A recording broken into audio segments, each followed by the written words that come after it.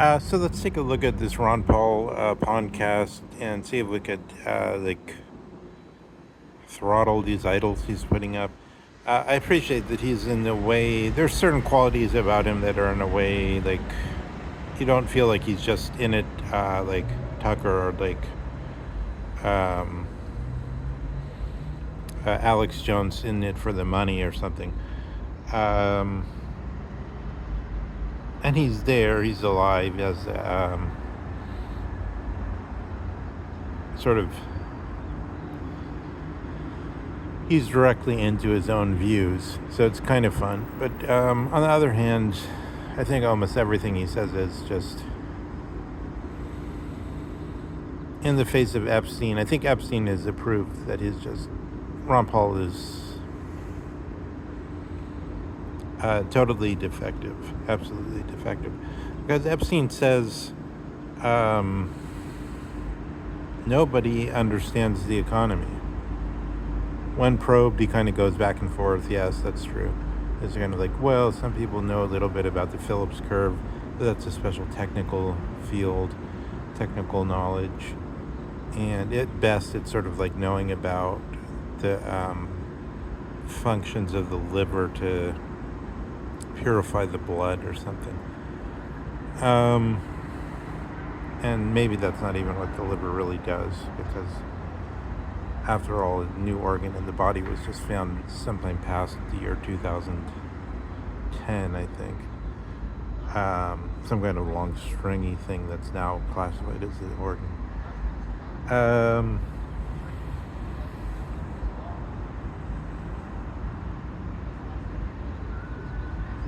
Well, but in any case, there are certain qualities that make it seem like it's worth Entwicklungsfähigkeit or facing up to this Ron Paul Dasein factors.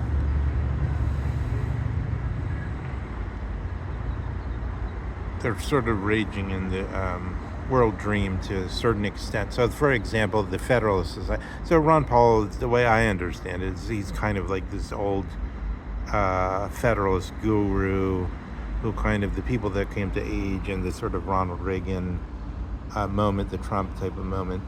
I mean, Trump came to age in the same moment in a certain way. He's older generation, but nonetheless, Trump is like sort of has Ronald Reagan qualities, although I guess it's, yeah, of course, Roy Cohn brings us back to McCarthy and so on. And also later on, I think, as Epstein influence, which is in a certain way the Trilateral Committee. The project of the Trilateral Committee being that business should being more perpetually sensible about the needs of the country and differing from, in Epstein's version, differing from politicians, and that politicians are usually just people that win the popular vote, like the prom king and queen. Of course, Kerry was the prom queen, but I think there was a rigged vote, right? Who wins this type of elections is a stupid thing. Even if it's done correctly, I don't see what's the big. If it were done correctly, you'd have to think the John Travolta character would have won, right? In the Stephen King's Carrie, as shown by De Palma. But even then, in that case, is that really our best leader? There's probably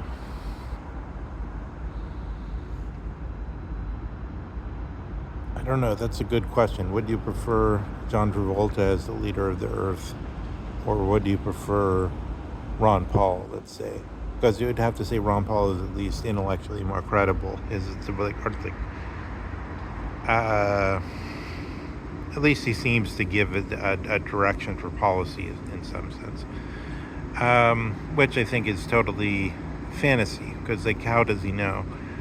So, for instance, one of his things is. I mean, again, as against Epstein saying, taking the Socratic tact, I know that I don't know shit about the economy. Whereas this pundits, like Ron Paul, who controlled the libertarians, and in a certain way, the Federalists set some part of the tact of the Federalist Society and so on, although the Federalist Society doesn't stick with this stuff to the extent that the Ron Paul people sort of think what's going on with the federal, what's wrong with these people, what's wrong with John Yoo or something. But all these things are so much unclear, and there's so many of them, that you can't really all stay on one tact, and partially only by the fact that there's some figure that's stuck on some and really believes in and therefore gets people behind some particular convictions, like such as that the Fed should be shut down. Now, it's true, once you get that sort of theme, then, yeah, Milton Friedman also gives another argument, which I think is also simply not a very strong argument, because he only looks at one factor. He's looked at the inflation. To explain inflation, he completely explains the inflation on just looking at one factor in monetary policy, or in creating more currency, basically. But there's other factors in inflation, and I mean, such as changes in the form of the economy from industrial to service sector economy, such as the power to create new demand through advertising, and the changes in technology and advertising which allow new demand to be created. And these things affect the rate in which, sort of like, you'd think in the most primitive situation, it's just like somebody's trying to sell something, and then they're sort of like, how much can I get out of this guy? And then if the guy can only pay a little bit, then they're like, oh, yeah, okay, we'll sell it at that price. This kind of factors compound, and then other factors come in, and then it simply doesn't make sense to say, as Friedman does, even though he gives these charts that make it seem to be, as it were, given in a sort of, how does one say that? As though it had been apodictic, to be given in an apodictic fashion, as though this is the definite stamp of QED. But I think just looking at the monetary features is not sufficient. But you could say there's sort of a strong correlation between this Ron Paul desire to destroy the Fed, and therefore to destroy the Keynesian sort of rudder possibility, the flip on, flip off, and this little ability to maneuver in the so-called the search for the equilibrium in the but it's basically like a Phillips curve equilibrium, so like the main choice has already been made in advance. But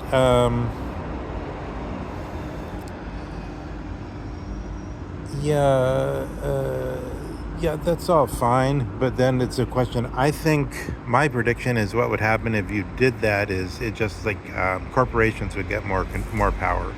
So the whole thing, and then my explanation of why that's the case is that somehow the roots of libertarianism were all thought in sort of 19th century terms, and that's not the way the world works. It's not the way banks are created out of debt and so on.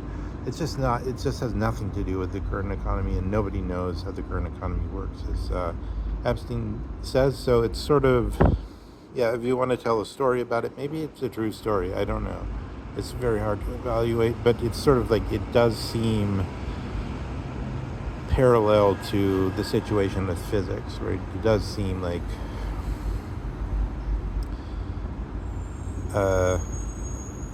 since Newton, there's like this, Newton was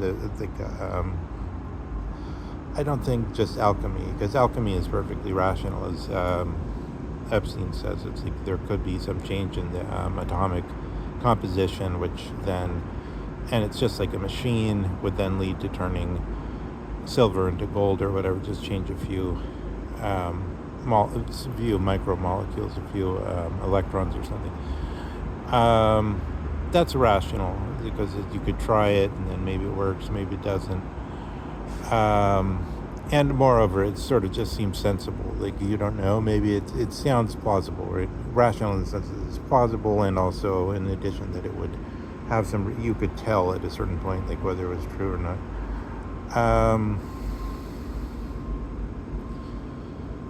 But I think Newton was also, in some sense, regarded himself as the discoverer of a new mysticism, which, and again, we're getting these things coming out about Epstein and his deeper links with the scientific community and what he was into, and especially his, studies of the Enlightenment and Aufklärung, which sort of suggests, okay, Epstein was sagacious in sort of suggesting that, yes, there's a parallel between the mysticism, if you like, of Newton and the current attitude of the, that he inherited sort of from the David Rockefeller. Because the idea in physics is there's a certain amount of things that can be mathematicized, and then there's a remainder, and the remainder is this new God. Sort of just like as with Freud, there's a certain amount of things that can be described in biological terms, and then the remainder is unconscious, something like that. It creates a new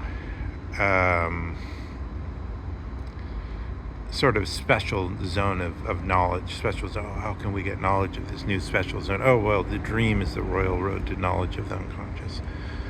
How can we get knowledge of the this new economy, which involves all these superfine derivatives and all kinds of debt, which counts as on your bank sheets as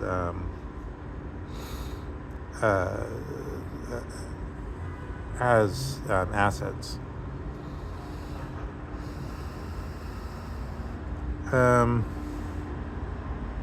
And all kinds of star chamber rules, kind of crazy rules, which is sort of like, it's as though, it's a good analogy. It's like, oh, there's this moment when the Puritans and the Church of England around 1600 start to come into conflict, and it gets more, and this ideology gets stronger and stronger. Around early 1620s, you need the Star Chamber, and after a while, the Puritans go and form America because they're too upset.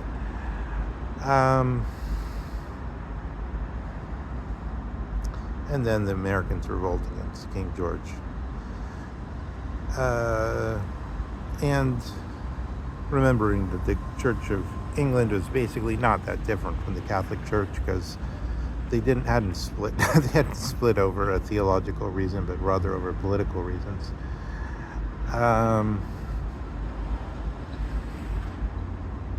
Although there was sort of shifting developments, as you see with Bishop Berkeley, as is called, who had inherited some sort of Calvinist influence on the Irish somehow.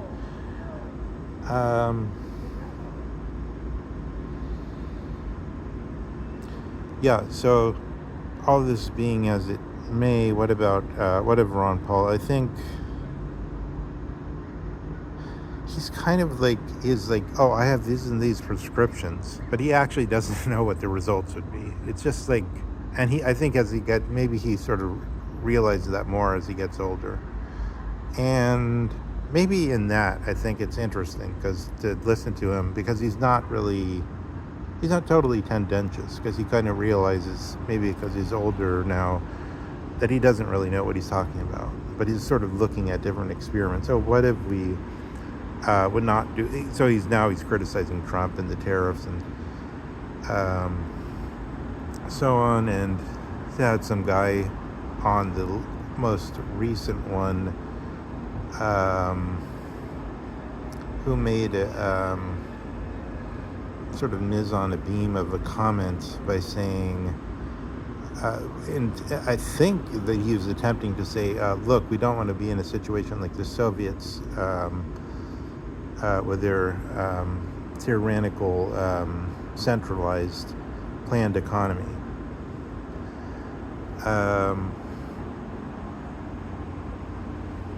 And then he said, oh, under their system, the whole world, because they're thinking of international socialism, the whole world will be run by the Soviets.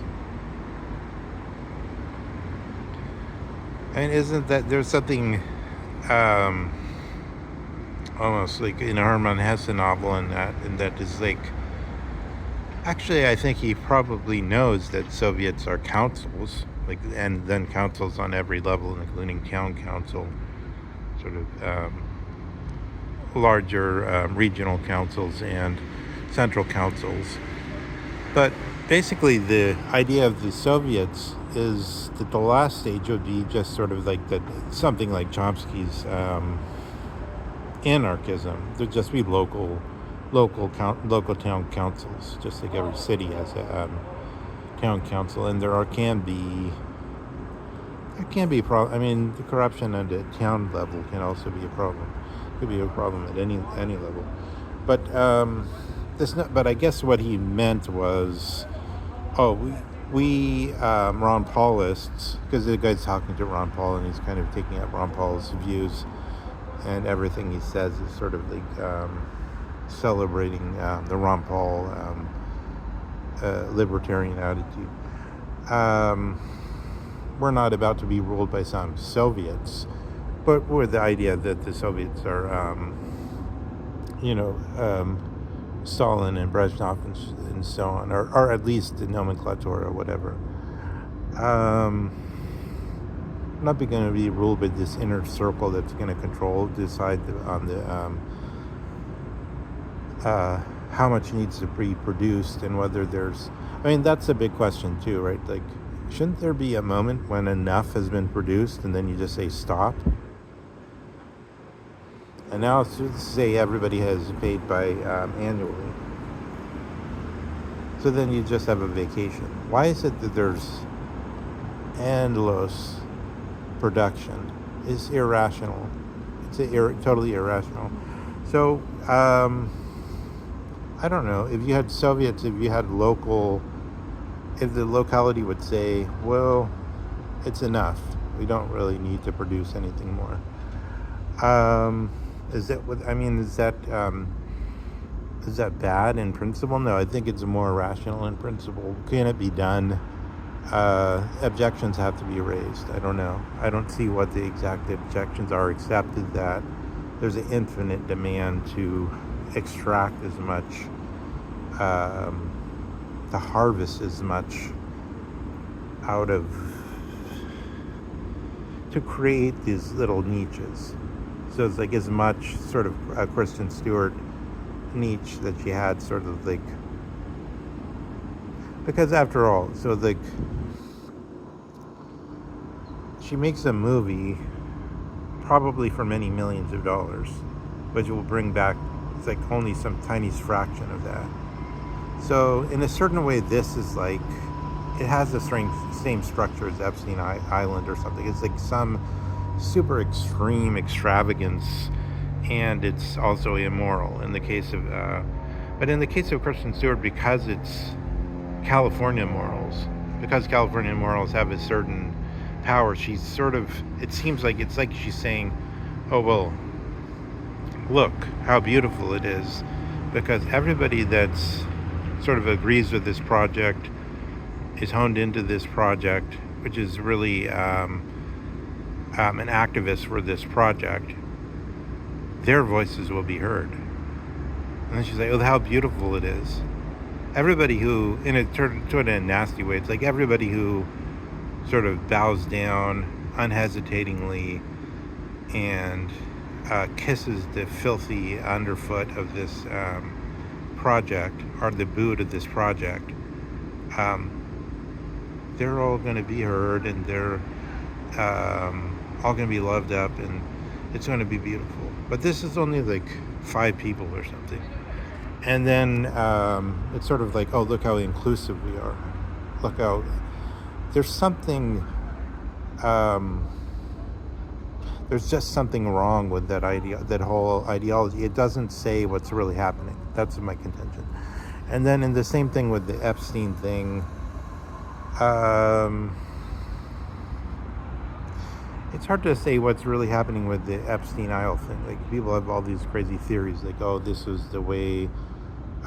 It's sort of like if people would commit a murder and then, or like the thing with to make it more formal, with the execution of a prisoner in a country where all the guards fire at once, but one of the guards has a blank, so any one of them could have had a blank.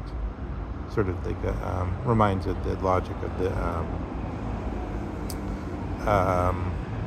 that prison that's always mentioned by Foucault.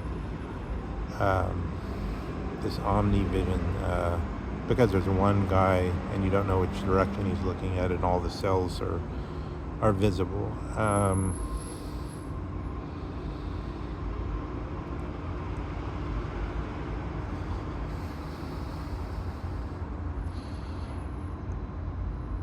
So with the Epstein, we don't. What is Epstein's? I guess that's the problem. Is like, how does Epstein justify his own doings? Then it's not. We don't really have a picture of that. We just keep saying, either it was like the firing squad, where anybody who takes part of that is then thinks that they've committed a murder together or committed a crime together, and they're all in it together. That's like one version. But there's all kinds of different explanations, and quite a few people think, oh, Epstein, it's not really that important. And even Trump, who was, I have the deep familiarity with this type of sociopaths like Trump. So Trump just says, oh, well, that's a Democrat problem, and I didn't really have anything to do with Epstein. And then his thing is that he repeats things until it just exhausts people. There's like, you're telling me a lie straight to my face. You repeat it again and again and again, and it's like, it's exhausting. And you're doing it in a calm way, and it's like, I can't charge you with like other things, like anybody who had any sense of shame we could charge them with. This is sort of the loudmouth that Hobbes says takes over whenever there's a democracy. But yes, so like, I could see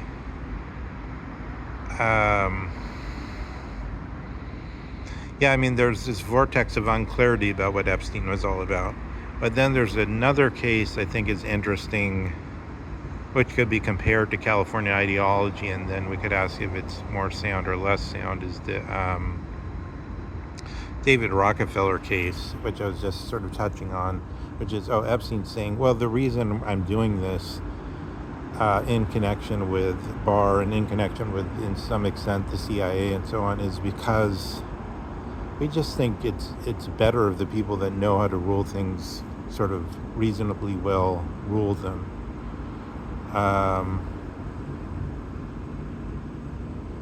And it's sort of like a logical fallacy if you would say, oh yeah, but now let's have this, now let's have this decided from within the current system. Let's have a vote on it. You see what I mean? If you already have the conviction that that's the truth, that it's better to do it with people with the concrete prowess at ruling the world, then you see, and in the David Rockefeller version, that's the businessman. In the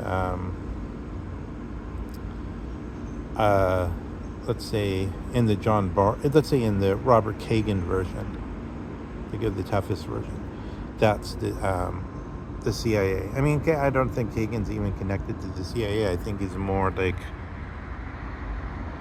he is, but probably more through his wife. But I don't think that's his main. It's like, is that the reason why his view, which suddenly broke down in that in that inverted moment that I was trying to thematize a while back, when it became evident that this is no longer sort of a moment when, as Bolton claims, the forces of normalcy will come back, but rather something has really made us aware that we're in history.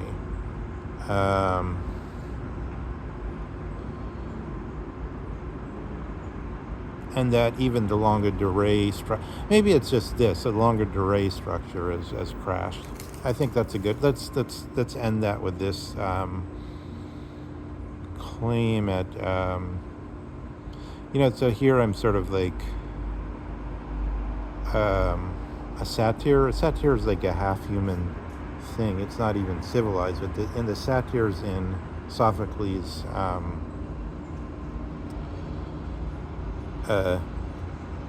Cyclops say of the Cyclops, let's enculturate these louts. Let's school these louts in culture.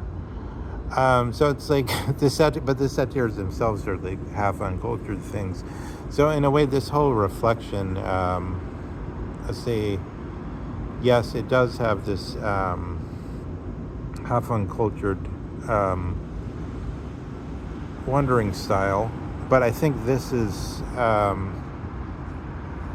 just as well in the face of these difficulties of knowing which tact is best. And I guess I'll end it by saying one should face up to the possibility that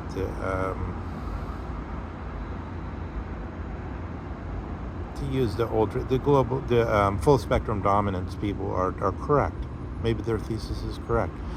Because if you conclude we're in horrible unstructured situation, and then you'd say, oh, but the businessmen know best about how to run things, oh, but these people know best about how to run things, and as proved by the fact that they're always around, and as proved by the fact that political leaders are just popular people and they don't really know what they're doing, then you could also make bigger conclusions of this, and then you have to have the courage of your convictions, if you like, as my spiritual teacher often put it.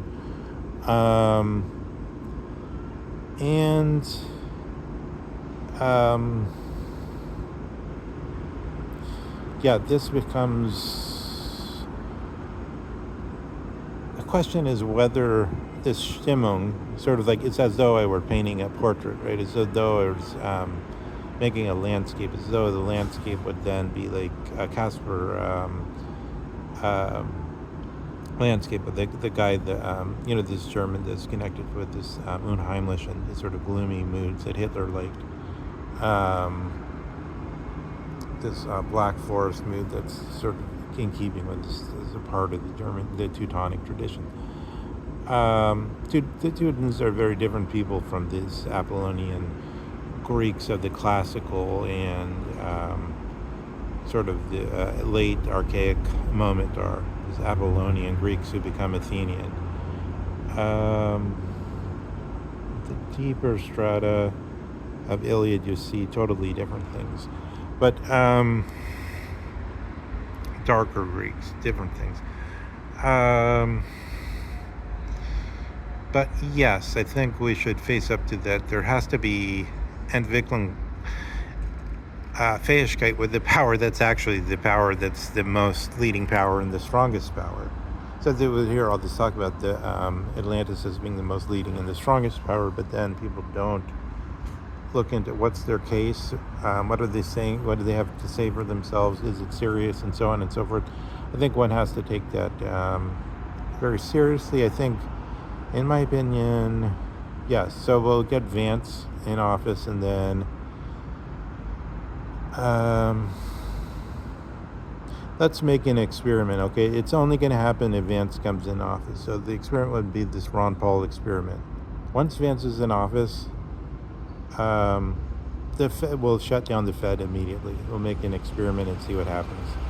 My prediction is, so this is sort of the caveat, is that my prediction is, if the Fed shuts down, far from getting like this beautiful ideal market situation, what will happen is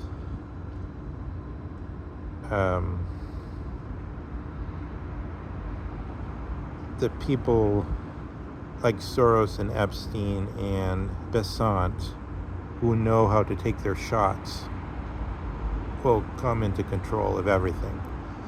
And in the extent that, in a way, that's already true, and that's why we want Vance to get rid of that situation as an overlord. But the point of what I mean by taking their shots is there's events like Soros's so-called breaking the Bank of England, which is specifically about him manipulating the currency markets by shifting his money between the then Deutschmark and the British pound in order to change the values and in order to raise to the more valuable side. People who know how to do these momentary events and carry them off, then they take over. That's what happens if you get rid of the Fed. The Fed at least allows a little pushback to that, I think. But let's make an experiment, not be dogmatic about it. Let's do it, and then let it go for a decade, and fuck it, let's be more Chinese. Let it go for a decade, and if we still like it, let it go for another decade. 20 years, 30 years.